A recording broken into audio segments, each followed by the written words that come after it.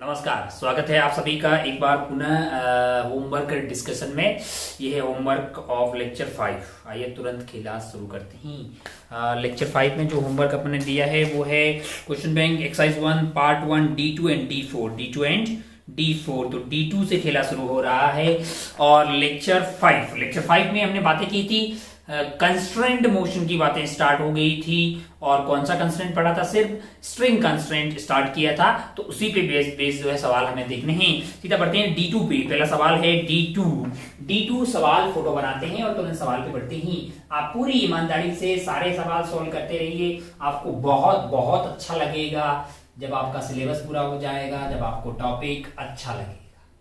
ये जानते हैं ना कि कोई टॉपिक आपका अच्छा कैसे बनता है। जैसे बोलते हैं कि ये टॉपिक मेरा बहुत अच्छा है, ये वाला टॉपिक मेरा बहुत खराब है। कोई टॉपिक अच्छा या खराब कैसे बनता है? जैसे कोई पर्टिकुलर चैप्टर है, जैसे मान लो NLM है, ये आपका अच्छा कब होगा और ये खराब कब होगा? आसान भाषा में अगर कहें तो आगे होने वाले टेस्ट में या फाइनल एग्जाम में अगर आपको इससे आने वाले सवाल अच्छे से हो जाए और मार्क्स आ जाए तो इसी को आसान भाषा में आप बोलेंगे कि मेरा ये टॉपिक अच्छा है। भाई यही हमारे लिए मतलब है, उसके कॉन्सेप्ट हमारे क्लियर हो, उससे उस कॉन्सेप्ट पे जो सवाल बन रहे हो वो अपन टैकल कर पाए तो हम बोलेंगे कि वो वाला चैप्टर हमारे लिए अच्छा हो गया। अब इसका एक जनरल प्रोसीजर है, उसके लिए आपको लेक्चर्स को बहुत अच्छे से समझना होता है, फिर उसका नोट्स बना लीजिए, फिर उसका शॉर्ट नोट्स बनाइए, फिर उसके बाद जितने पॉसिबल सवाल है ज्यादा से ज्यादा एप्लीकेशन बेस्ड सवाल सॉल्व कीजिए, फिर लास्ट में जाके प्रीवियस ईयर के सवाल सॉल्व कर डालिए। आपको कॉन्फिडेंस आ जाएगा कि अगर तुम पुराने साल के यानी प्रीवियस ईयर की क्वेश्चन अच्छे से कर रहे हो तो आने वाले सवाल के भी सॉल्व कर सकते हो। यही एक जनरल प्रोसीजर। फिर आप टेस्ट में जो सवाल गलत हो जाए फिर पता करके कहां कॉन्सेप्ट में थोड़ी सी मिस्टेक आपने एप्लीकेशन में कर दी कि सवाल गलत हुआ है। तो ये एक कंटिन्यूअस प्रोसेस है लर्निंग का, और उसी से कोई टॉपिक या कोई चैप्टर या कोई सब्जेक्ट या कोई ब्रांच जो है वो आपकी अच्छी हो जाती है, उस पर आपकी पकड़ बन जाती है। इसके लिए आपको एक कंटिन्यूअस प्रोसेस है जिसमें मेहनत कर लगती है, और मेहनत से हम डरने वाले लोगों में से बिल्कुल भी नहीं है। तो आइए खेला शुरू करते हैं। D2 पहला सवाल जो है हमारे लिए D2 है। आइए फोटो बना देते हैं। हम जानते हैं स्ट्रिंग कंस्ट्रेंट में कि अलोंग द धागा रफ्तार सेम होनी चाहिए एक धागे के किन्हीं दो बिंदुओं की। अच्छा, हमारे पास फोटो ऐसा दिया हुआ है, ऐसे टिक टिक टिक टिक टिक टिक टिक ऐसे। यहाँ पे धरातल में एक ब्लॉक रखा हुआ है। ये वाला जो ब्लॉक है इसका नाम A है और इसका ये वाला एंगल θ1 है। ये इधर की तरफ V1 रफ्तार से जा रहा है, और दूसरा ब्लॉक जो यहाँ पे रखा हुआ है ये है B, और इसका यहाँ पे जो एंगल है ये वाला एंगल जो है ये है θ2, और इधर की तरफ रफ्तार है V2, और ये रखे हुए हैं एक हॉरिजॉन्टल सरफेस पे। अच्छा, बहुत बढ़िया, बहुत ही शानदार। हम जानते हैं कि अलोंग द धागा रफ्तार क्या होनी चाहिए? सेम होनी चाहिए। तो ये V1 से इधर जा रहा है, V1 का ये वाला कंपोनेंट अलोंग द धागा हो जाएगा V1 cos θ1। V1 cos θ1, V1 sin θ1 से हमें कोई मतलब नहीं है कि अगर ये इधर की तरफ V1 से जा रहा है, ये वाला पॉइंट ऊपर की तरफ जा रहा है V1, मतलब ये वाला पॉइंट, ये वाले का इधर वाला कंपोनेंट जो अलोंग धागा वाला है वो है V1 cos θ। अच्छा, और V2 इधर है, ये एंगल है θ2, तो ये वाला एंगल भी हो गया θ2। तो V2 का कंपोनेंट अलोंग धागा हो जाएगा V2 cos θ2। अब हम जानते हैं कि अलोंग धागा कोई भी दो पॉइंट की रफ्तार सेम होनी चाहिए, यानी कि V1 cos θ1 must be equal to V2 cos θ2। हमको सवाल में क्या पूछा है? हमको पूछा है V1 डिवाइडेड बाई V2 बताइए। V1 डिवाइडेड बाई V2 बताइए, तो वो हो जाएगा आपका cos θ2 divided by cos θ1। V1 divided by V2 is equal to cos θ2 divided by cos θ1। तो यही आपका आंसर हो जाएगा। कोई बहुत ज्यादा टफ सवाल नहीं था। अगर आपको कॉन्सेप्ट बहुत अच्छे से पता है तो आप आसानी से इसको करके आगे बढ़ सकते थे। नेक्स्ट जो सवाल हमारे पास दिया गया है होमवर्क में वो है D4। कौन सा वाला? D4। तो ये D2 था। आगे बढ़ते हैं D4 पे। D4 देखिए, D4 देखिए जरा ध्यान से। D4 में क्या है?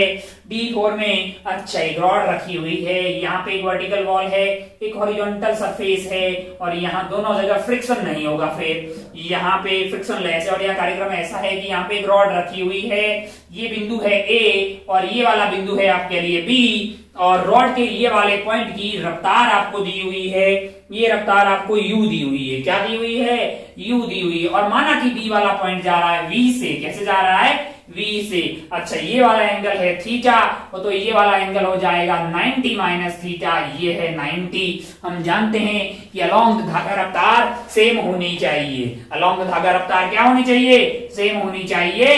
तो ये वाला जो V है, ये एंगल थीटा है, तो ये वाला एंगल थीटा हो गया, ये वाला कंपोनेंट क्या हो जाएगा हमारे लिए, ये वाला कंपोनेंट हो जाएगा V cos थीटा, और U का इधर वाला कंपोनेंट हो जाएगा U cos 90 माइनस थीटा, यानी कि क्या बन जाएगा U sin theta. U sin theta must be equal to V cos theta, है कि नहीं यार। तो यहां से V क्या आ जाएगा हमारे लिए, U divided by sin theta by cos theta, U tan theta, है कि नहीं यार। अच्छा बहुत बढ़िया। अगर मैं इसको x एक्सिस मान लूं और इसको अगर y एक्सिस मान लूं, तो मेरे लिए ये वाला जो पॉइंट है, मान लो कि इनको नाम वाम दिया है क्या, ये वाले पॉइंट को O मान लेते हैं, ये वाला A मान लेते हैं, तो OA की ये वाली लंबाई जो है ये मेरे लिए क्या हो जाएगी, y मान लिया मैंने इसको, और ये वाले को मैंने x मान लिया जो कि वेरिएबल होगा। y धीरे धीरे वक्त के साथ कम हो रहा होगा, x बढ़ रहा होगा, है कि नहीं यार। अच्छा हमको अगर अपन ध्यान से देखें ना, ध्यान से अगर देखें ना, तो हमने जो ये निकाला है ना V और U है क्या basically, U is basically dy by dt, क्या है dy बाई dt, और V जो हमने निकाला है वो क्या है dx डिवाइडेड बाई dt। अच्छा ओहो, माना कि इस रॉड की लंबाई L है, तो मेरे लिए जो y है, मेरे लिए जो y होगा, क्या मैं y को ऐसा लिख सकता हूं, जरा ध्यान से देखें, ये वाला हो जाएगा L cos थीटा, ये वाला L sin थीटा, यानी कि x मेरे लिए हो जाएगा L cos थीटा और y हो जाएगा मेरे लिए L sin थीटा। y मेरे लिए आ गया है L sin थीटा और x मेरे लिए आ गया है L cos थीटा। अच्छा dy बाई dt, यानी कि u मेरे लिए हो जाएगा dy बाई dt, यानी कि L cos theta into theta का डिफरेंशिएशन को मैं लिख रहा हूं d थीटा बाई dt को मैं ऐसा भी तो लिख सकता हूं थीटा डैश, एक बार डिफरेंशिएशन तो आसान करने के लिए मैं इसको लिख दे रहा हूं u cos theta into theta dash, यानी कि differentiation of theta with respect to time. यहां से मेरे लिए ये आ गया है u। अच्छा अगर आप ध्यान से देखें तो क्या यहां से मैं L इंटू थीटा डैश की वैल्यू को क्या लिख सकता हूं, u divided by cos theta. My life my rules. अरे मैंने लिख दिया भाई, कहीं क्या पता आगे काम आएगा। v को मैंने लिख दिया है dx बाई dt। अच्छा मैं ये सारा टाइम पास क्यों कर रहा हूं, मुझे सेंटर वाले के लिए भी पूछा गया है, उसके लिए निकाल रहा हूं। बाकी b का तो मैंने गोली की रफ्तार से निकाल दिया यार, b वाला मेरे लिए कोई टफ चीज नहीं थी। अच्छा सेंटर वाला भी मैं एक आसान तरीके से निकाल सकता हूं, लेकिन अभी नहीं निकाल सकता क्योंकि रियलिटी में है ना, ये बॉडी चल भी रही है। ये क्या कर रही है, अगर आप ध्यान देंगे ऐसे रखी हुई ऐसे जाएगी, अबे ऐसे रखी हुई यार, ऐसे रखी पहले चली उधर, क्या घूमी, मैंने कहा हाँ, क्या ये चल भी रही है, क्या घूम भी रही है, क्या ये combined translational and rotational motion कर रही है।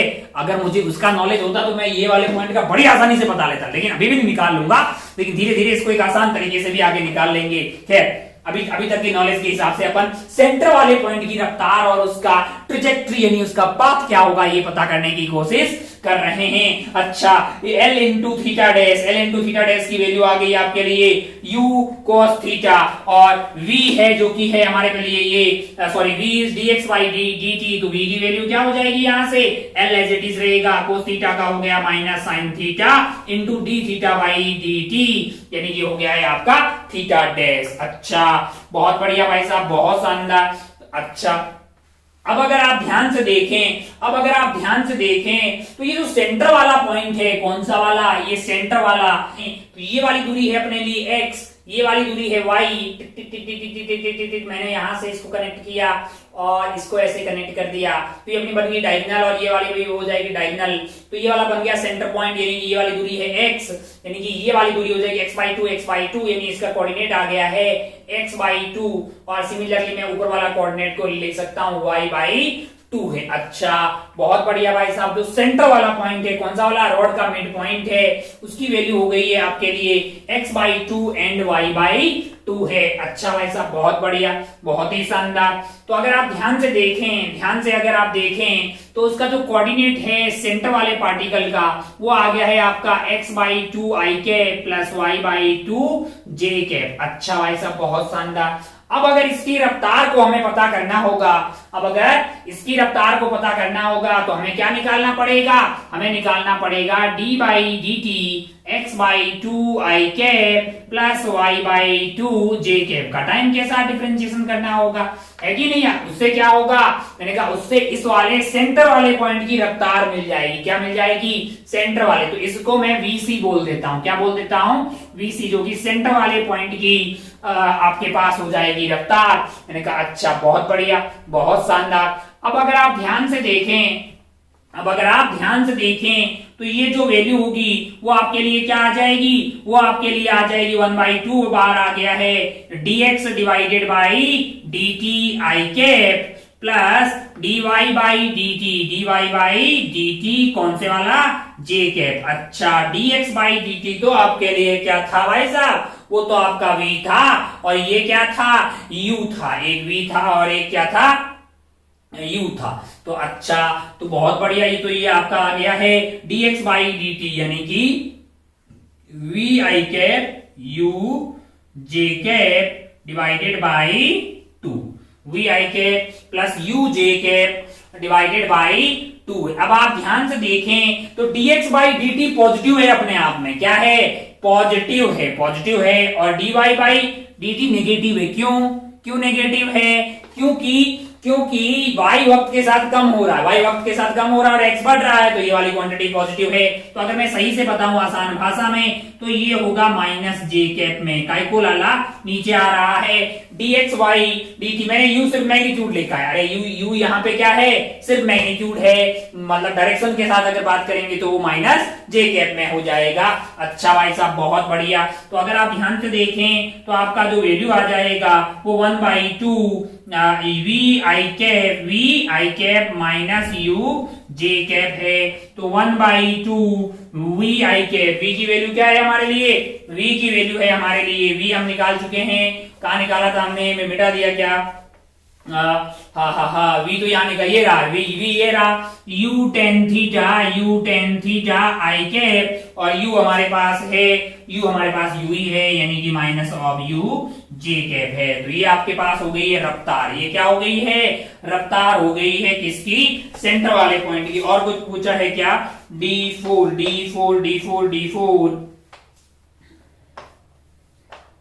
u/2 minus j cap plus u tan θ/2 i cap है। ये तो आपकी रफ्तार हो गई। अच्छा, और आपको पूछा होगा ट्रिजेक्ट्री। अच्छा, अब बच्चा कुछ पूछा है इसकी ट्रिजेक्ट्री, यानी इसका पाथ कैसा आएगा। तो मेरे लिए जो x/2 है वो है x डैश। क्या है?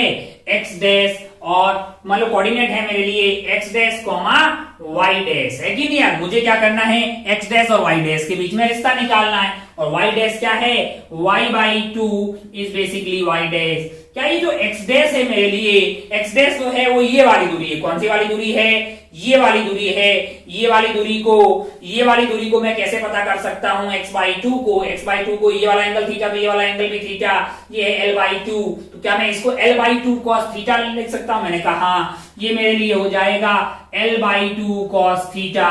तो क्या मैं यहां से ऐसा लिख सकता हूं? 2 को उधर ले जाइए, cos थीटा की वैल्यू हो जाएगी मेरे लिए 2x dash divided by l। Similarly y/2 that is equal to y dash, that is y/2 ये वाली हाइट है, और ये वाली हाइट इसके बराबर होगी, ये वाला होगा l/2, और ये एंगल है थीटा।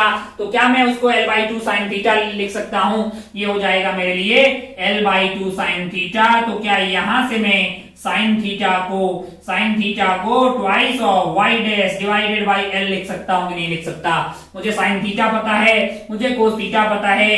क्या मैं ऐसा कर सकता हूं? sin square theta plus cos square theta is equal to 1, यानी कि 4y डैश का square by l square plus 4x dash का square divided by L square is equal to 1, यानी कि x डैश का स्क्वायर प्लस y डैश का square is equal to आपके लिए क्या हो गया है, l/2 का स्क्वायर, है कि नहीं यार। यानी आंसर आ रहा है, क्या आ रहा है, सर्कल आ रहा है, क्या आ रहा है, सर्कल आ रहा है। यानी कि जो सेंटर वाला पॉइंट है वो क्या कर रहा होगा, सर्कल की एक ट्रिजेक्टरी पे मूव कर रहा होगा, है कि नहीं यार। अच्छा मैंने इसके x डैश को y डैश माने, कल को मैं x डैश y डैश को x एंड y मान लूं, है कि नहीं यार। तो x square plus y square is equal to radius उसका हो जाएगा l/2 का होल स्क्वायर। अच्छा ये जो उसकी सेंटर की स्पीड है ये अपन ने कैसे निकाली है, ये वेक्टर फॉर्म में है। अगर आपको क्या चाहिए मैग्नीट्यूड चाहिए तो आप क्या कर लेंगे,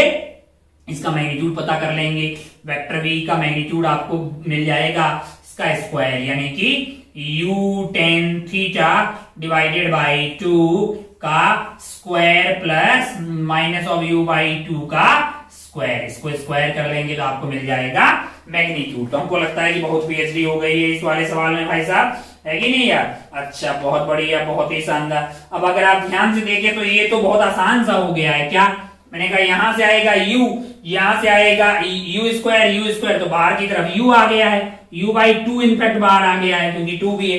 अंदर बन गया है 1 + 10 स्क्वायर, जो कि क्या बन जाएगा, सेक स्क्वायर। अरे 1 + 10 square that is sec square, और रूट में है सेक एक्स तो क्या आ गया बाहर की तरफ, मतलब रूट में है सेक स्क्वायर तो बाहर की तरफ क्या आ गया है, सेक थीटा। तो क्या मैं इस आइटम को u/2 cos थीटा भी लिख सकता हूं, मैंने कहा आराम से।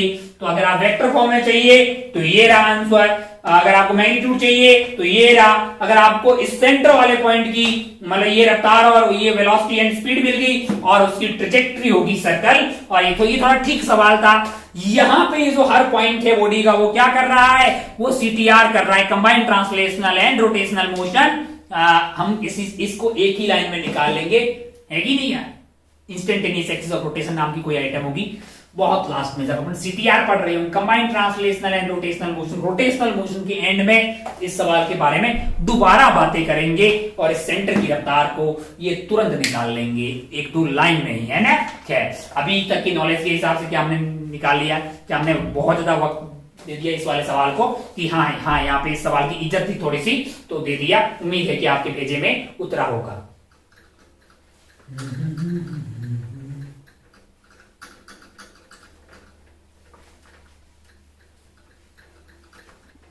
चलिए भाई साहब बोलोगे चक आ जाते हैं आगे। एक्सरसाइज 2 का पार्ट 2 क्वेश्चन नंबर D1।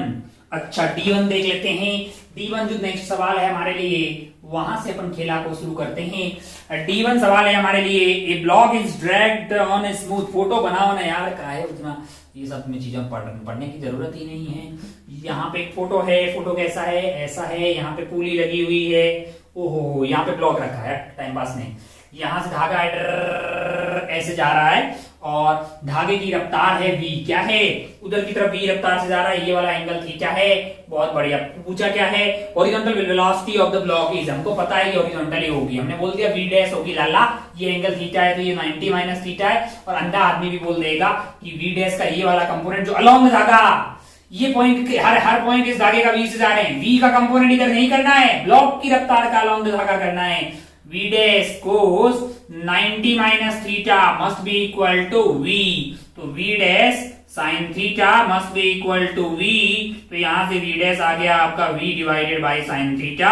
ये क्या किया हमने, अलोंग धागा दो पॉइंट की रफ्तार सेम होनी चाहिए, तो आपको ऑप्शन बी में दिखाई देगा। इसको टिक करके आप आगे बढ़ सकते थे फ्रैक्शन ऑफ सेकेंड्स के अंदर। आगे नेक्स्ट वाला सवाल कौन सा है, D1 के बाद में है D1 के बाद में है आपका D3। आइए D3 देखते हैं। D3 क्या है लाला, D3 क्या है, D3 का फोटो बना लेते हैं। यहाँ पे पुली धागा, यहाँ पे एक ब्लॉक बना रखा है और यहाँ से ऐसे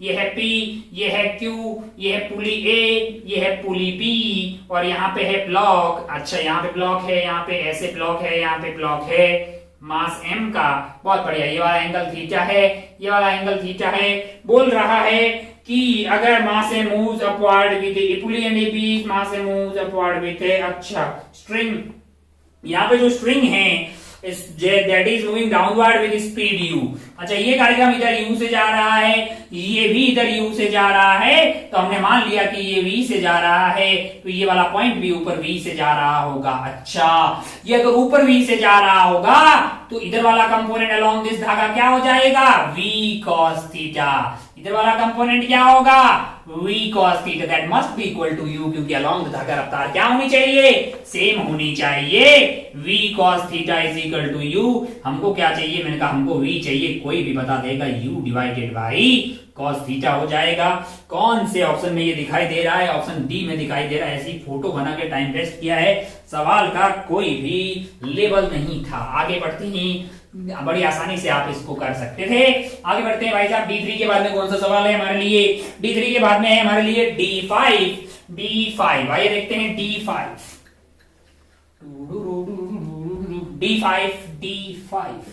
क्या है, D5 बोल रहा है, फोटो बना रखा है, तो आइए फोटो बना लेते हैं, फिर बाद में बोलते हैं।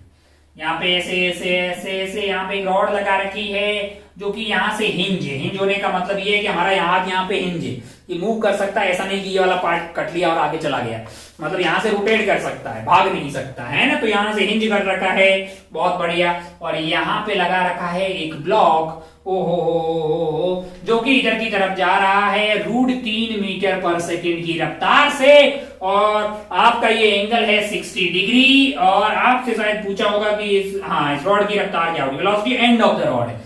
तो ये वाला जो एंड है बी, ये वाला ए है, ये वाला बी है। अच्छा अगर आप ये उधर जाएगा ना तो ये भाई साहब सर्कुलर मोशन कर रहे होंगे, ऐसे ऐसे गिर जाएंगे आके, अगर ये है कि नहीं यार, तो इसकी रफ्तार जो है वो इधर की तरफ रहेगी किसी भी पॉइंट पे। मैंने वेलोसिटी ऑफ बी को बी बोल दिया है कि नहीं यार। अच्छा और खास बात ये है कि ये टच में रहेगा, इसके टच में रहेगा कि नहीं रहेगा, मैंने कहा हाँ। तो जो कॉमन लाइन है नॉर्मल, इसके अलोंग क्या होना चाहिए, वेलोसिटी सेम होनी चाहिए, तभी तो टच रहेगा यार।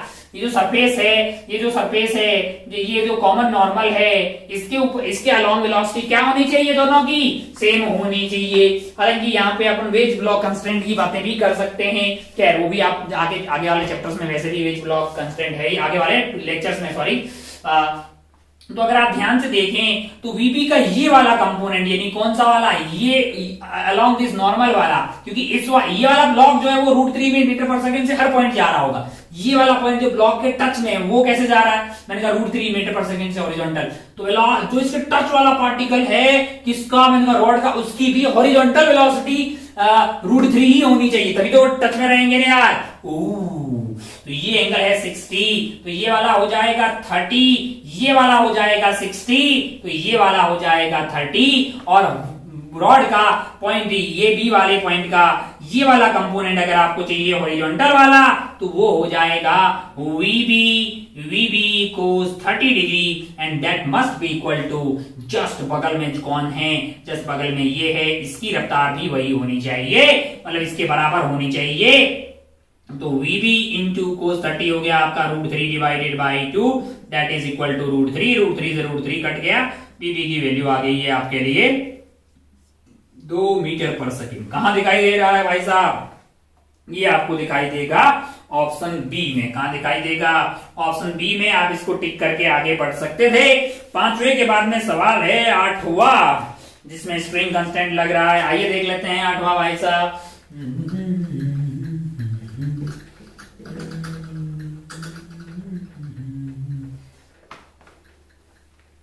D8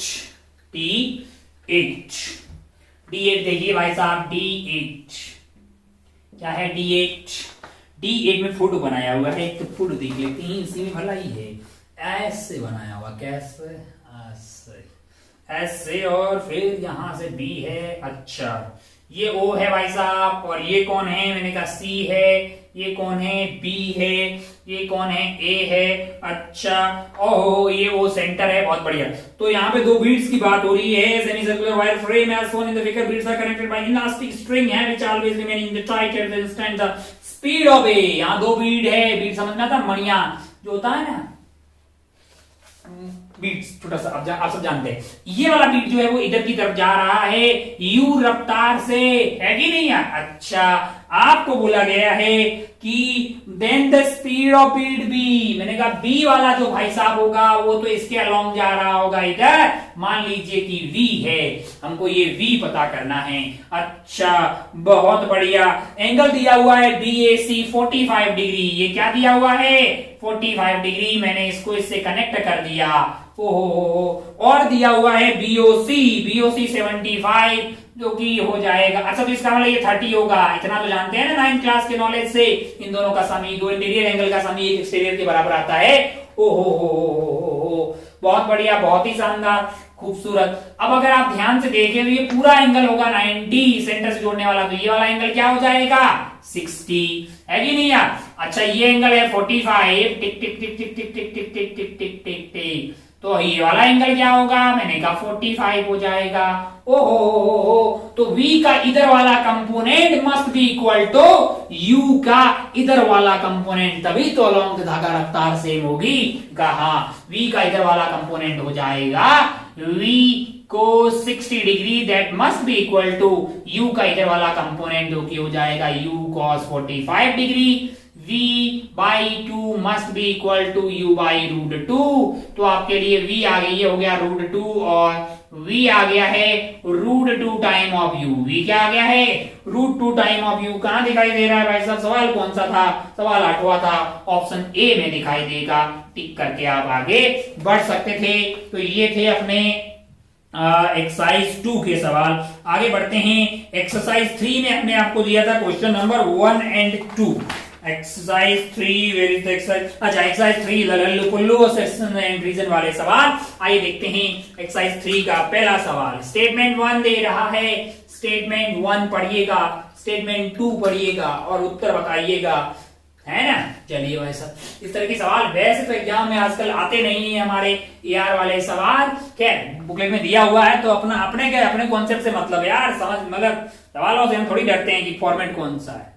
कोई सा भी वनडे, T20 टेस्ट मैच हर जगह खेल लेंगे क्योंकि नवोदय वाले हैं हम लोग। आगे बढ़ते हैं, सवाल नंबर D1 यानी कि सॉरी पार्ट 3 का क्वेश्चन नंबर 1, जिसका स्टेटमेंट आपको दे रहा है statement and reason, statement 1 and 2, statement 1 and 2 है। स्टेटमेंट 1 आपके लिए है कि inertia is the property by virtue of which the body is unable to change by itself the state of rest only. मैंने कहा नहीं बे, स्टेट ऑफ रेस्ट ओनली थोड़ी है, स्टेट ऑफ मोशन भी तो ओनली लिख के तूने गलत किया, पहला गलत। स्टेट ऑफ मोशन में भी तो यही होता है, वो अपनी मोशन की पोजीशन को मतलब रेस्ट को भी अपोज करता है और मोशन को भी करता है कि नहीं? अगर यूनिफॉर्म रफ्तार से आ रहा है उसमें अगर आप परिवर्तन करेंगे तो उसके बाद को अपोज करता है, तो पहला गलत हो गया। वैसे पहला गलत हो तो आंसर डी हो जाता है सीधा, है ना? क्योंकि ऐसा एक ही वो रहता है, first false and second true. Second अगर आप पढ़ेंगे, the particle do not change their state unless acted upon the resultant force. मैंने कहा बिल्कुल, स्टेट मतलब या तो वो रेस्ट पे रहेगा या वो यूनिफॉर्म वेलोसिटी से स्ट्रेट लाइन में मोशन कर रहा होगा अनटिल एंड अनलेस कोई अनबैलेंस्ड एक्सटर्नल नेट फोर्स ना लग जाए। तो पहला गलत है, दूसरा सही है। तो आपका आंसर जो इसमें जाने वाला है वो है डी, इसमें कोई बुराई वाली बात नहीं है। ये था आपका सवाल नंबर 1 लल्लू पल्लू। दूसरे सवाल पे पढ़ लेते हैं तुरंत, ये आपका ये तो खत्म ही हो गया है। दूसरे का फोटो बनाया हुआ है, यहाँ पे है ये ए और यहाँ पे है आपका बी। ओहो, इधर पे लग रहा है फोर्स एफ। मैंने कहा बढ़िया भाई साहब, जोरदार। ओहो, क्या बोल रहा है स्टेटमेंट 1, स्टेटमेंट 2। स्टेटमेंट 1 बोल रहा है आपसे block is moving on horizontal surface toward right under the action of force F. मैंने कहा दिखाई दे रहा है। All surfaces are smooth at the instant shown the force exerted by block A on B is equal to net force on block B। अच्छा, force पूछ रहा है the force all the surfaces are smooth at the instant the force exerted by block A on B is equal to net force on block B। मैंने कहा नहीं, इस वाले case में acceleration of A will be equal to acceleration of B, पर force equal नहीं होगा। क्यों? क्योंकि मास वैसे इक्वल नहीं होगा। अगर आप इसका एफबीडी बनाएंगे, किसका? ए वाले का एफबीडी बनाएंगे तो यहां से फोर्स लग रहा है, यहाँ पे नॉर्मल लग रहा होगा और ब्लॉक बी जो है बी वाले पे सिर्फ इधर नॉर्मल लग रहा होगा, इस पे नेट फोर्स एन होगा, इसमें नेट फोर्स होगा एफ माइनस एन, है ना। क्या सेम होगा दोनों का, एक्सेलरेशन सेम होगा। एक्सेलरेशन ऑफ ए अगर निकालना है तो वो आपका ma आ जाएगा, है कि नहीं यार। और एक्सेलरेशन ऑफ बी अगर आपको निकालना है तो वो आपका n divided by mass of B आएगा। दोनों साथ साथ जा रहे हैं तो एक्सेलरेशन सेम होगी, है कि नहीं यार। अच्छा भाई साहब बहुत बढ़िया। और वो होगी क्या, acceleration of A is equal to acceleration of A, मतलब अगर आप ध्यान से देखें तो f डिवाइडेड बाई ma प्लस mb आपकी एक्सेलरेशन हो जाएगी। इसमें कोई बुराई वाली बात नहीं है। अच्छा बहुत बढ़िया, बहुत ही शानदार। अब अगर आप ध्यान से देखें, ध्यान से अगर देखें, मैं हमें क्या करना है, हम तो ऑप्शन बताना है। पहला वाला बोल रहा है कि इस पे नेट फोर्स और ये सेम है, मैंने कहा गलत बात, बिल्कुल ही गलत बात। तो ऑप्शन पहला हो गया है गलत हमारे लिए, मतलब स्टेटमेंट 1। स्टेटमेंट 2 क्या बोल रहा है, from Newton third law the force exerted by block A on B, मैंने कहा एन हो गया। आगे कहां गया, is equal to magnitude of the force exerted by B on A, मैंने कहा सही बात है, लेकिन यहाँ एनी नेट फोर्स है। अरे भाई है कि नहीं यार। अच्छा बहुत बढ़िया। और all the surface are smooth at the instant all in. अच्छा इस पे नीचे की तरफ mg भी लग रहा होगा, नीचे की तरफ क्या लग रहा होगा, mg भी लग रहा होगा इस पर्टिकुलर केस में। अच्छा ओहो, इसमें भी नीचे mg लग रहा होगा, लेकिन उसको नॉर्मल बैलेंस कर रही होगी।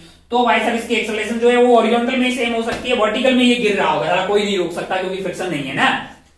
हाँ भाई, अरे फ्रिक्शन होती तो फिर एक्सेलरेशन सेम, इस वाले केस में हॉरिजॉन्टल में एक्सेलरेशन सेम रहेगी, वर्टिकल में ये कहीं नहीं जा रहा होगा, ये नीचे जा रहा होगा, क्योंकि फ्रिक्शन नहीं है। All the surfaces are smooth है। खैर हमारा जो पहला स्टेटमेंट था वो बोल रहा था नेट फोर्स सेम है, जो कि गलत बात है। सेकंड सही बात बोल रहा है, तो ऑप्शन आपका कौन सा चला जाएगा, ऑप्शन आपका चला जाएगा D, statement 1 is false and statement 2 is true. आगे बढ़ते हैं, ये था आपका ऑप्शन, मतलब डी आपका आंसर हो गया है। आगे बढ़ते हैं, आपका आगे बढ़ना है आपको एक्सरसाइज 2 पे, एक्सरसाइज 2 का पार्ट 2, एक्सरसाइज 2 पार्ट 2। मीनवाइल जो एक्सरसाइज आपके बीच में बची है सब्जेक्टिव वाली, उसका सॉल्यूशन अपन एक ही पार्ट में बनाएंगे। एक्सरसाइज 2 का पार्ट 1 जो है अच्छे सवाल हैं, आप सॉल्व करना शुरू कर लें। जैसे ही चैप्टर खत्म होगा इस पूरे 23 क्वेश्चंस का अपन एक सेपरेट वीडियो बनाएंगे, क्योंकि ये जो है बहुत ही अच्छे कंपैरेटिवली अच्छे सवाल हैं। बाकी तो आप ऐसे ही छोड़ देंगे, अगर आपके कॉन्सेप्ट स्ट्रांग होते रहेंगे तो बहुत आसान है जिंदगी, वरना फिर फ्रस्ट्रेट रहेंगे आप। खैर तो बढ़ते हैं एक्सरसाइज 2 का part 2। Exercise 2 part 2 question number की कितना है, खेला कहां से शुरू हो रहा है हमारा, ये हो रहा है क्वेश्चन नंबर 11 से। क्या है भाई साहब 11, हाँ 11 से स्टार्ट करते हैं। आइए भाई साहब, उड़ जाओ तुरंत, उड़ जाओ उड़ जाओ उड़ जाओ उड़ जाओ उड़ जाओ।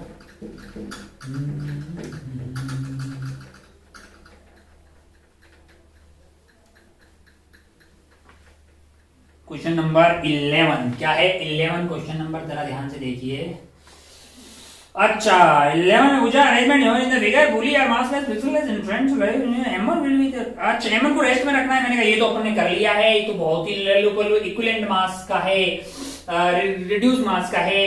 m1 यहाँ पे है, मैंने कहा अगर यहाँ पे भी m1 ही आ जाए तो क्या हो जाएगा, ये रेस्ट पे रहेगा। तो मैंने कहा हम रिड्यूस मास का कॉन्सेप्ट यूज करके, क्या ये m2 और m3 वाला ये खेला है, m1 एंड m3, इसका जो इक्विवेलेंट मास है ये क्या होना चाहिए, यहाँ पे m इक्विवेलेंट, इसको अगर आप एक मास से रिप्लेस करें तो उसका मास m1 के बराबर ही होगा, तभी रेस्ट में रहेगा।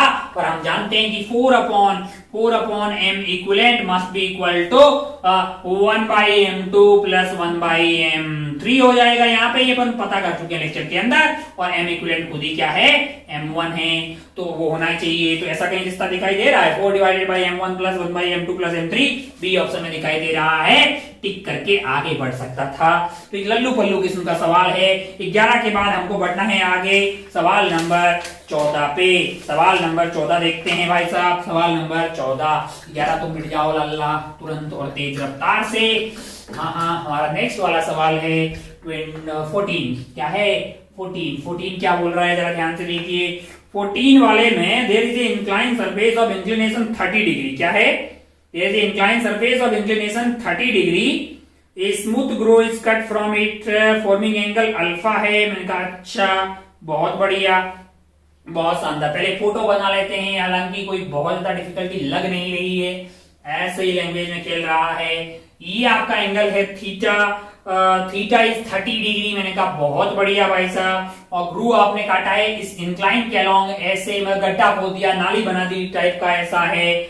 ओ हो, ये बोल रहा है कि ये एंगल है 90 डिग्री और ये वाला एंगल है आपका अल्फा। और अल्फा कितना दिया हुआ है, अल्फा दिया है क्या?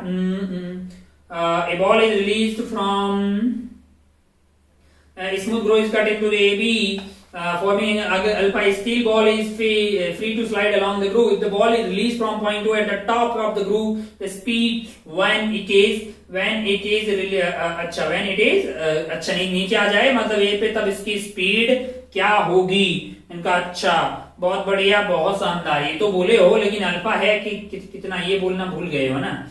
ये एंगल है 30 डिग्री, ये वाला एंगल अल्फा में नहीं दिया हुआ है, अल्फा नहीं दिया हुआ, ठीक है, बहुत बढ़िया, बहुत शानदार। लेकिन ये वाला एंगल 90 है और ये वाला 4 है। अच्छा अच्छा भाई साहब, बहुत बढ़िया। अब आप ध्यान से देखें, ध्यान से अगर देखें तो ये लंबाई दी है ना, ये 4 है, ये 3 है, तो और क्या चाहिए? अंधे हैं यार, दिख नहीं रहा था कि 3 भी दिया हुआ है। अच्छा ठीक है ना। मुझे लगा कि भाई अगर 4 दिया है फिर अल्फा भी देना चाहिए ना, वरना निकाल नहीं। ये भी दिया हुआ 3, तो अल्फा दिया है ना यार। अल्फा का कोई भी अंडा बोल देगा अब तो कि 53 डिग्री होगा। अच्छा, तो बहुत बढ़िया लल्ला। अगर इधर आ रहा होता तो एक्सेलरेशन होती g sin 30 डिग्री। कितनी? g sin 30 degree. अब कितनी होगी? मैंने कहा इसका ये वाला कंपोनेंट काम का है। अब कितना होगा ये वाला कंपोनेंट? g sin 30 डिग्री का ये वाला कंपोनेंट, ये 53 है तो ये 37 डिग्री है, ये 37 डिग्री है। तो g sin 30 का ये वाला कंपोनेंट, g sin, इधर की एक्सेलरेशन हो जाएगी g sin 30 का ये वाला कंपोनेंट, यानी कि cos 37 डिग्री। ओह, g हो गया है 10, sin 30 हो गया 1/2, cos 30 हो गया है 4/5, इससे ये कट गया 2 बार, ये निपट गए भाई साहब। एक्सेलरेशन आ गई 4 मीटर पर सेकेंड स्क्वायर। ये 3 है, ये 4 है, तो ये लंबाई 5 है। क्या पूछा है आपको? टाइम की रफ्तार, रफ्तार पूछा है।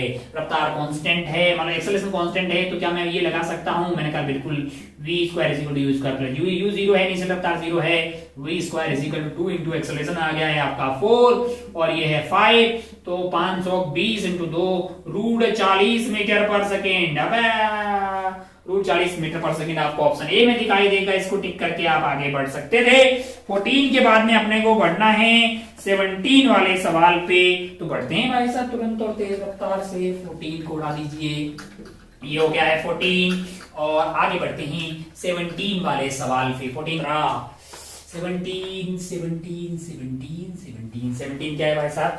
17 देखिए, अच्छा 2 इंक्लाइन प्लेन दिए हुए हैं, तो पहले बना लेते हैं भाई। एक ऐसा है जिसका ये वाला एंगल कितना है? 60 है, तो ये वाला एंगल हो गया 30 डिग्री।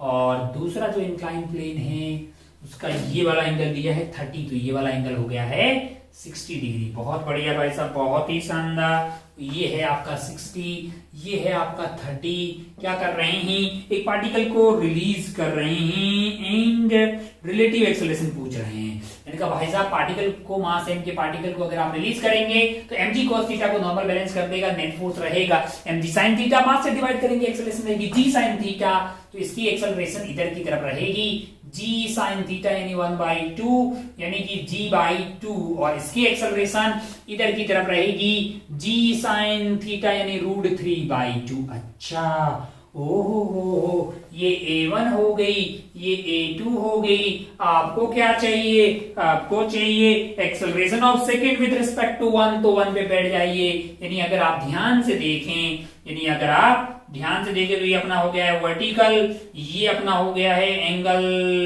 60, 30 मान लीजिए, इसको कर देते हैं 60। तो ये एंगल है आपका 60 एंड ये एंगल है आपका 30 के अलोंग कौन था? g/2 था। इधर कौन है? मैंने कहा इधर है g√3/2 है ना। और ये एंगल है 60, तो ये वाला एंगल है आपका 30 और ये पूरा एंगल है आपका 60 यहाँ पे। अच्छा, ये तो आप तक था A2। अगर आपको एक्सेलरेशन चाहिए 2 का विद रिस्पेक्ट टू 1, तो आप 1 की एक्सेलरेशन को उल्टा करके 2 को दे देते, रिलेटिव में इतना आप जानते हैं। तो 1 कैसा था, ऐसा था, तो उसको उल्टा करके दे दीजिए, यानी टिक टिक टिक टिक टिक टिक टिक टिक टिक टिक। ये वाला है एंगल 30, ये वाला एंगल 30 है, तो ये वाला एंगल अपने लिए आ जाएगा 30, और आपको इधर की तरफ ये जो एक्सेलरेशन थी वो g/2 है, इधर की तरफ क्या मिल जाएगा, g/2। अच्छा, हम क्या कर लेते हैं, मैंने कहा कंपोनेंट कर लेते हैं, g/2 का इधर वाला कंपोनेंट आएगा आपके लिए g/2 cos 30 डिग्री, यानी √3/2 है कि नहीं। और वर्टिकल कंपोनेंट क्या आ जाएगा, g/2 sin 30 यानी 1/2। मैंने कहा बहुत बढ़िया। नीचे की तरफ इसका कंपोनेंट क्या आएगा, इसका आ जाएगा आपका g √3/2, और cos 30 अगेन हो जाएगा √3/2। मैंने कहा अच्छा, और इधर वाला कंपोनेंट क्या आएगा, मैंने कहा g √3/2 है कि नहीं, और ये 30 था, इधर वाला sin 30 हो जाएगा 1/2। अच्छा, g √3/4, g √3/2, हॉरिजॉन्टल में गायब हो गया है। वर्टिकल में अगर आप ध्यान से देखें तो ये लिखा हुआ है g/4, क्या लिखा हुआ है, g/4। ये क्या लिखा हुआ है, ये लिखा हुआ है 3g/4, 3g/4 है। ओहो, तो डाउनवर्ड होना चाहिए कि कितना, मैंने कहा यहाँ नीचे की तरफ होना चाहिए, 3g/4 माइनस g/4 यानी कि 2g/4, यानी कि g/2 metre per second square downward, g/2 metre per second in the vertical direction, in the horizontal, in the vertical. अरे ऑप्शन ए हो गया भाई, g/2 हॉरिजॉन्टल मतलब वर्टिकल प्लेन में डाउनवर्ड होगा, ये हम बता सकते हैं। Acceleration of 2 with respect to 1। 17 हो गया भाई साहब, आगे बढ़ते हैं 19 वाले सवाल पे। 19 17 के बाद में नेक्स्ट सवाल है हमारे लिए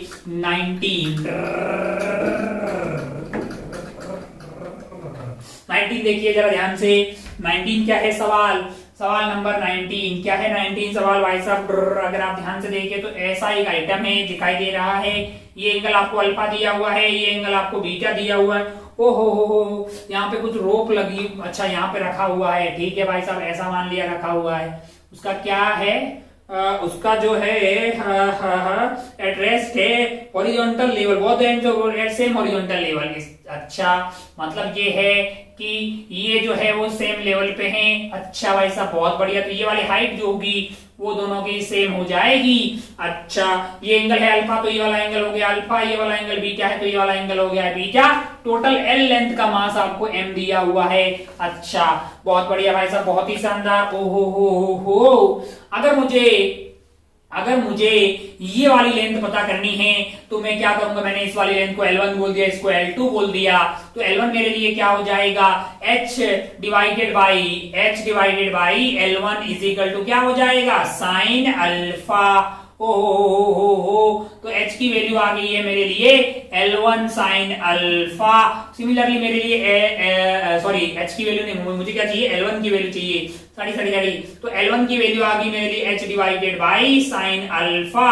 सिमिलरली क्या मैं L2 को h divided by sine beta बोल सकता हूं, मैंने कहा हाँ ऐसा बोला जा सकता है। ओहो, तो इस वाले पार्ट का मास क्या होगा, मैंने कहा L लेंथ का m है, ये यूनिट लेंथ का होगा m/L, तो ये वाले पार्ट का मास हो जाएगा m/L इंटू L1 क्या हो जाएगा h साइन अल्फा। मैंने कहा इतना तो मास हो गया, फोर्स क्या लगेगा, मैंने कहा mg साइन थीटा, सॉरी ये वाला एंगल है अल्फा mg, ये m हो गया इंटू g, इंटू क्या आ जाएगा, मैंने कहा इंटू आ जाएगा साइन अल्फा। ये m है, ये g है, ये साइन अल्फा। मैंने थोड़ा सा फास्ट कर लिया है, इधर की तरफ क्या mg sin थीटा लगेगा, उधर की तरफ एंगल बीटा है, तो मास पता कर लेते हैं। ये वाले पार्ट का मास मान लो m2 हो गया है, m2 हो जाएगा यूनिट लेंथ का है m/L, लेंथ है हमारी L2 है बेसिकली h sin बीटा, तो फोर्स क्या हो जाएगा m2g sin बीटा। अच्छा, m2 की वैल्यू है आपके लिए m/L h divided by sine beta into g into sine beta. ओहो, आंसर आ रहा है mhg डिवाइडेड बाई L, और इधर भी आ रहा है साइन बीटा कट गया mhg डिवाइडेड बाई L। इधर का फोर्स है, इधर का फोर्स अगर है बराबर तो ये रेस्ट में रहेगा, एक्सेलरेशन आएगी 0। एक्सेलरेशन क्या देगी 0। कौन से ऑप्शन में दिखाई दे रहा है, ऑप्शन ए में दिखाई दे रहा है 0। टिक करें, आगे बढ़ सकता था। 19 के बाद हमको बढ़ना है 21, क्वेश्चन नंबर 21। गोली की रफ्तार से बढ़ती ही आगे।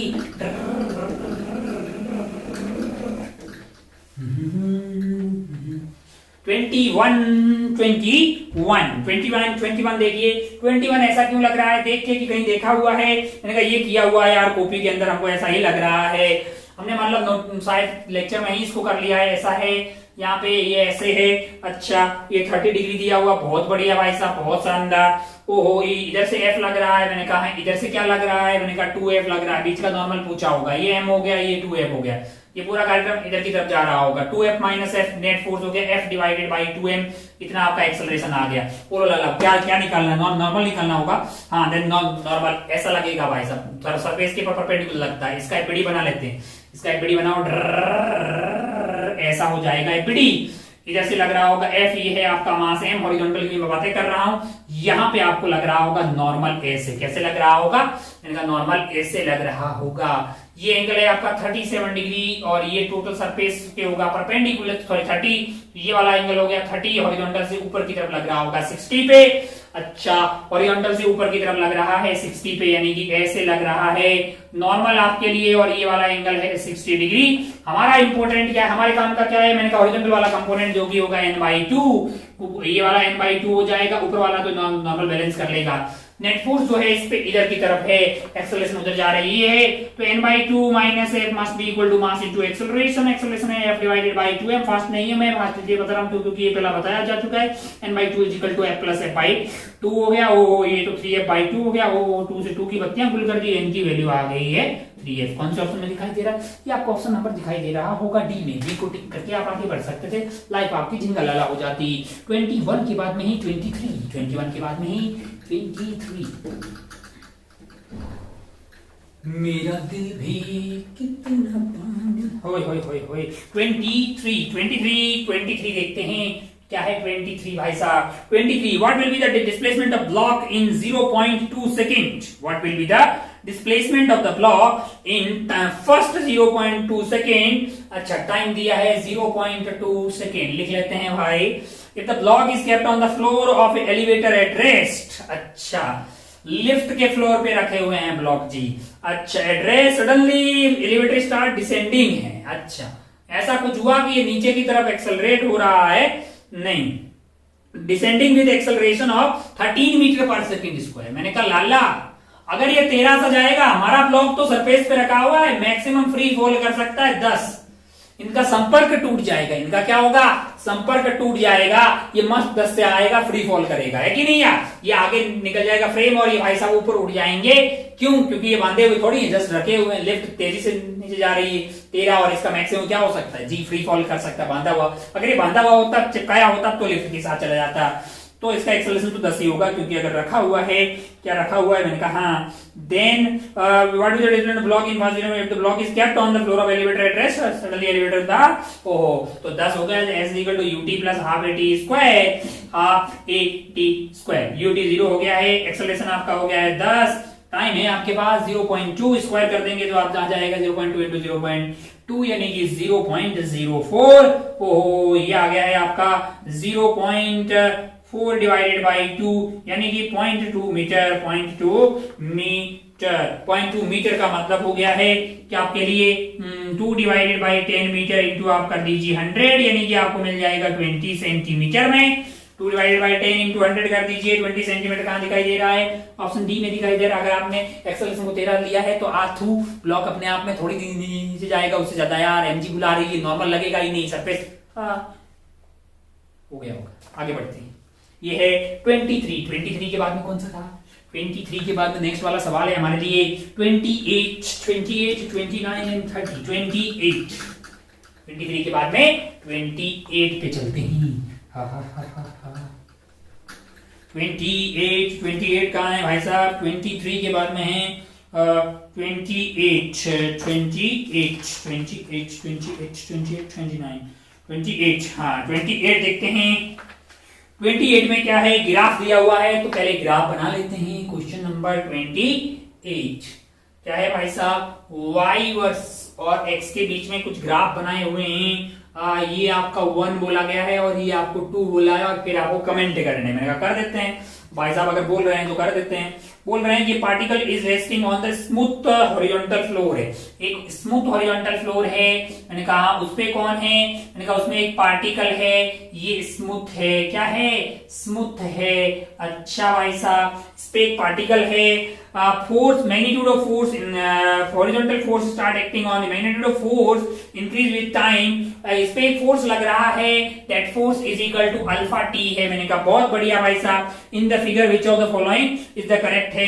मैंने कहा एक्सेलरेशन का तो बहुत तेजी से पता कर देंगे, नेट फोर्स यही हो जाएगा, एक्सेलरेशन हो जाएगी F डिवाइडेड बाई m, यानी alpha T divided by m, यानी कि समथिंग कांस्टेंट इनटू टी आ रहा है, some constant into m, some constant k into T आ रहा है। तो y is equal to mx format का आएगा, तो स्ट्रेट लाइन आएगी, ये तो आ जाएगा आपका एक्सेलरेशन, ये टाइम हो जाएगा x पे, तो आपका आंसर 1 जाता हुआ दिखाई देगा, मतलब 1 कर्व आएगा, curve 1 showing in curve 1 shows acceleration against time. मैंने कहा सही बात, ए ऑप्शन सही बात कर रहा है। ऑप्शन बी पे बातें करते हैं। ऑप्शन बी बोल रहा है वेलोसिटी का, देखिए मैंने कहा एक्सेलरेशन अगर आपके पास आ गई है सम कांस्टेंट इनटू टी, इसको आपने लिख दिया dv by dt is equal to kt, dv is equal to kt dt, integration 0 से टाइम t 0 पे रफ्तार 0 दी हुई है, किसी टाइम पे t पे v हो गया है, v का इंटीग्रेशन dv का इंटीग्रेशन v आ गया, कि t का हो जाएगा t स्क्वायर डिवाइडेड बाय 2। ओ पैराबोला माउथ ओपनिंग अपवर्ड 2 सही बात है, कर्व 2 शोज द वेलोसिटी, मैंने कहा सही बात है, b का सही बात है। c पे चलते हैं, बोल रहा है सो वेलोसिटी अगेंस्ट एक्सेलरेशन। मैंने कहा वेलोसिटी है हमारे पास kt स्क्वायर डिवाइडेड बाय 2, और एक्सेलरेशन क्या है, एक्सेलरेशन है kt, एक्सेलरेशन क्या है, kt है। अगर मुझे वेलोसिटी और एक्सेलरेशन का कर्व बनाना है, यानी एक्सेलरेशन मेरे लिए है kt और वेलोसिटी जो है वो kt स्क्वायर है। अच्छा बहुत बढ़िया, बहुत शानदार। तो अगर आप ध्यान से देखें तो मैं v को लिख सकता हूं kt into T divided by 2, v को मैंने लिख दिया k square T square divided by 2 divided by k। तो अगर आप ध्यान से देखें तो एक्सेलरेशन है आपका k t, तो इसको k से मल्टीप्लाई कर दिया है, तो ये हो गया है आपका a square divided by kt, a square divided by 2k। तो v वर्सेस a का जो कर्व है, p वर्सेस वो भी आपको पैराबोला ही आता हुआ दिखाई दे रहा है। तो ऑप्शन आपका कौन सा सही हो जाएगा, c भी आपका सही होता हुआ दिखाई देगा। वेलोसिटी अगेंस्ट आपका y is equal to mx square के फॉर्मेट का बन रहा है, 2k तो कांस्टेंट होगा, तो c भी सही है। बोल रहा है नन ऑफ दीज, मैंने कहा नहीं, a b c आपके 3 आंसर हो गए। 28 के बाद में अपने को आगे बढ़ना है 29 पे, किस पे, 29 पे। तो 28 को उड़ाते हैं, देखते हैं 29 वक्त क्या हुआ है। 29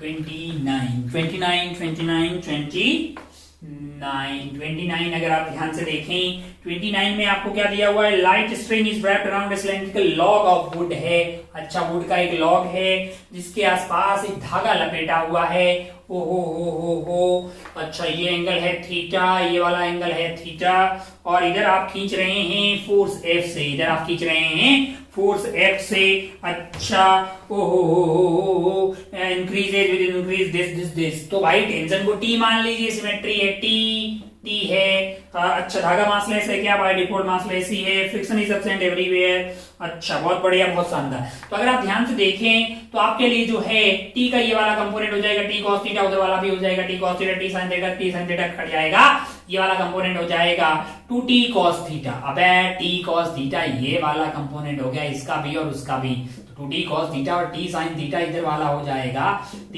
sin थीटा, नीचे वाले का भी T sin थीटा ही हो जाएगा, तो कट के मर नहीं जाएंगे यार। 2T cos theta is equal to F, तो T आपका हो जाएगा F divided by 2 cos theta, F divided by 2 cos theta. बोल रहा है tension in the string increases with increase in theta. मैंने कहा अगर आप थीटा बढ़ाइएगा तो cos थीटा कम हो जाता है, cos थीटा कम होगा तो टेंशन बढ़ जाएगी। मैंने कहा ए में जो बात लिखी हुई है वो बात सत्य है। पी में लिख रहा है डिक्रीजेस, मैंने कहा फिर ये सही हो गया, तो बी गलत है। सी पे चलते हैं, सी पे बोल रहा है कि t is greater than f if theta is greater than pi by 3। अच्छा t इज ग्रेटर देन, अगर आप ध्यान से देखें तो आपको है t इंटू आपके लिए है 2 cos थीटा, क्या है 2 cos theta that is equal to f, ऐसा आ रहा है। अच्छा बोल रहा है कि t is greater than f if theta is greater than pi by 3। Pi by three का मतलब हो गया आपके लिए 60 डिग्री। क्या हो गया है? 60 डिग्री। और cos 60 डिग्री की वैल्यू है आपके लिए 1/2। यानी अगर आप 2 cos थीटा की बात करें तो ये 2 cos थीटा जो है वो यहां पे हो जाएगा 2 इंटू 1/2 इज इक्वल टू 1। अब अगर आप ध्यान से देखें तो जब 2 cos थीटा 1 होगा तब t is equal to f हो जाएगा। अब आप इससे ज्यादा थीटा को अगर 60 डिग्री से ज्यादा रखेंगे तो ये 1/2 से कम होगा कि ज्यादा होगा? मैंने कहा थीटा ये 1/2 से कम हो जाएगा। 2 इंटू ये कार्यक्रम 1/2 से कम होगा तो ये जो फैक्टर है वो 1 से कम हो जाएगा। अगर ये 1 से कम होगा तो फिर इसका मतलब क्या है? इसका मतलब t is greater than f, क्योंकि ये 1 से बड़ा, फिर ये इससे बड़ा हुआ तभी तो 1 से छोटी संख्या से मल्टीप्लाई करने पे इसके बराबर हो गया है यार, है ना? तो ये बेसिकली तो ये बहुत आसान सा हो गया। फिर तो सी भी सही हो गया है, सी सही हो गया भाई साहब, है ना? और वो 61/2 का फैक्टर जो है 60 पे ही आएगा, 45 पे तो आएगा नहीं, तो डी तो गलत है, डी गलत है भाई साहब। भेजे उतरा नहीं ये बात। 2 cos थीटा 1 तब होगा जब थीटा की वैल्यू क्या हो जाए 60, तब टी एंड एफ बराबर हो जाएगा। अब आप उससे ज्यादा थीटा अगर रखेंगे तो ये cos थीटा 1/2 से कम ही होगा। अगर ये 1/2 से 90 रख जाएंगे 0 हो जाएगा। तो 9 जो है 60 से लेके आगे की तरफ बढ़ते रहेंगे, थीटा अगर आप बढ़ाते रहेंगे तो 2 cos थीटा की वैल्यू 1 से कम हो जाएगी, यानी कि t बटा f की वैल्यू 1 से कम होगी। इसका मतलब t f से बड़ा हुआ नहीं यार। ये था सवाल नंबर 29। सवाल नंबर 29 आगे बढ़ते हैं। शायद लास्ट एंड फाइनल सवाल जो है हमारे पास है वो है आज का 32। कौन सा वाला है?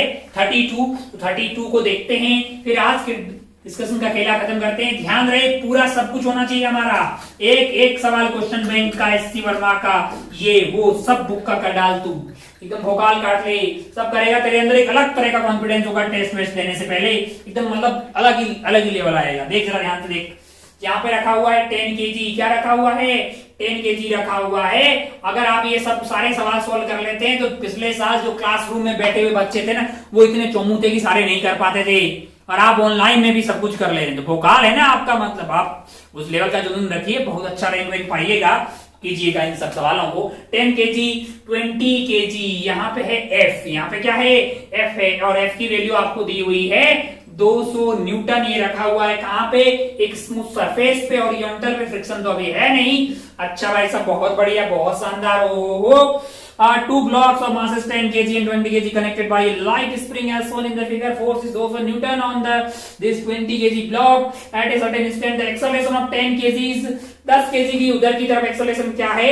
10 kg has a acceleration of 12 meter per second toward right direction। यानी इसकी किसी t is equal to t पे इसकी एक्सेलरेशन है 12 मीटर पर सेकेंड स्क्वायर। ओहो, तब आपको बताइए, मैंने कहा इस टाइम पे इस पे स्प्रिंग जो फोर्स लगा रही है वो मैं बता सकता हूं एफएस की वैल्यू होगी मास इनटू एक्सेलरेशन 10 इंटू 12, यानी कि 120 न्यूटन। क्या हो जाएगी?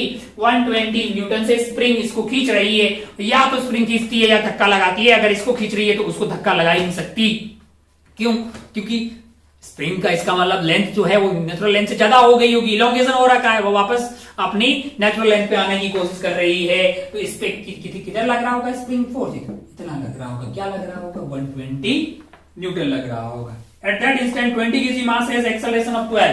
20 kg वाले की एक्सेलरेशन हो जाएगी 200 इधर, 120 इधर। नेट एक्सेलरेशन क्या हो जाएगी? Acceleration of 20, 200 minus 180 divided by 20। अरे 200 माइनस 120 हो गया 80 divided by 24 metre per second square. रे लल्ला इधर की तरफ गलत गलत गलत, ए गलत, बी सही बोल, और सी पे चल रहे लाला। The stretching force of spring is 120। मैंने कहा हाँ बे, सी सही है। ओहो, डी में बोल रहा है नन ऑफ दीज। मैंने कहा नन ऑफ दीज कैसे भी? बी और सी आंसर हो गया ना यार। Very good. तो ऐसे ही आप जो है सवाल वगैरह सॉल्व करते रहे। लेक्चर 4, 5 हो गया, 6, 7, 8, 9, 10, 11 जो भी आ रहा है सब कुछ सॉल्व कर डालिए, और मतलब अच्छे समझिए ताकि आपका कॉन्सेप्ट जो है बहुत ही स्ट्रांग हो जाए। जितने ज्यादा आप सवाल सॉल्व करेंगे उतना ही एकदम भोकाल हो जाएगा आपका सवाल के सॉल्व करने का, और उसको डील करने का तरीका, और उसकी पूरी अप्रोच, और उसको किस तरह से हैंडल करना है एग्जाम में, ताकि आप कोई भी नया सवाल आए उसको आराम से कर पाएंगे। हमको लगता है कि आज का खेला यहीं पे खत्म बोल देना चाहिए। आप अपना और अपनी पढ़ाई का खूब ख्याल रखिएगा। जय हिंद, जय भारत, टेक केयर, बाय।